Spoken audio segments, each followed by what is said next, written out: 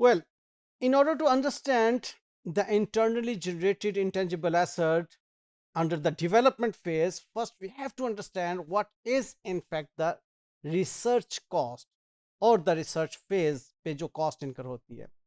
Well, these research phase and development phase ये एक बड़ी broader terminologies हैं. तो इनको समझना हमें इसलिए ज़रूरी है कि इनके समझे बगैर हम इंटरनली जनरेटेड इंटेंजिबल एसेट को नहीं समझ सकते. वेल, अमूमन हम देखेंगे देयर इज अ क्लैश और मिसअंडरस्टैंडिंग और like ambiguity in clarifying the research phase and the development phase.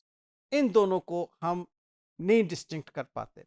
If we are not able to distinct research and development phase, तो क्या होगा, जो भी एक्सपेंडिचर इनकर हो रहा होगा उसको हम एक्सपेंस आउट कर देंगे और समझेंगे कि this is the cost incurred for the research phase. Okay, क्योंकि what is in fact the research phase? At this research phase project या एंटिटी कैन नॉट डिमॉन्स्ट्रेट कि वो इंटेंजिबल एसेट एग्जिस्ट करता है. जब एंटिटी डिमॉन्स्ट्रेट ही नहीं कर पा रही कि एक इंटेंजिबल एसेट एग्जिस्ट करता है जो कि फ्यूचर में हमें इकोनॉमिक बेनिफिट देगा, जो कि हमारे कंट्रोल में है, तो फिर हम उसको एसेट कैसे रिकॉग्नाइज कर सकते हैं? Got the point? Therefore, all the costs that we would be incurring during our research phase, obviously in order to develop some asset, but the phase is at research level where we cannot demonstrate that this project has some future economic benefits or this project will ultimately be giving us an asset which would be in our control. इसलिए research phase पे कोई भी जो cost incur होगी straight forward expense profit loss में चली जाएगी. इसकी कुछ एग्जांपल्स, दो एग्जांपल्स बड़ी मोटी सी मैं आपके साथ डिस्कस कर लेता हूं. Activities aimed to gain new knowledge. All together एक आइडिया क्लिक किया आपको, कुछ भी ऐसा idea which is not existing currently in the world, आपके नियर पास्ट में आपको नजर आती हैं बहुत सी ऐसी चीजें जो कि 10 साल पहले एग्जिस्ट नहीं करती थी, आज वो एग्जिस्ट करती हैं. जिसकी आपको टच फोन एक एग्जांपल आपको नजर आती है. रिसर्च हुई पहले उस पर, उसके बाद उसको डेवलप किया गया और उसके बाद फिर उसकी कमर्शियल प्रोडक्शन में आए.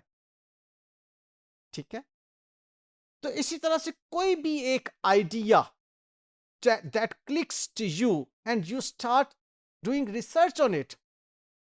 सपोजली हवा के अंदर मौजूद कोई एक आप एनर्जी को कैप्चर करके आप कहें कि उसकी एनर्जी की मदद से आप एक प्लांट एंड मशीनरी को ऑपरेट करना चाह रहे हैं which will not be using आपकी इलेक्ट्रिसिटी एनर्जी और कोल एनर्जी और गैस और पावर. कोई ऐसी एनर्जी नहीं होगी, बल्कि वो हवा में मौजूद कोई एक एलिमेंट होगा जो कि आप रिसर्च कर रहे हैं.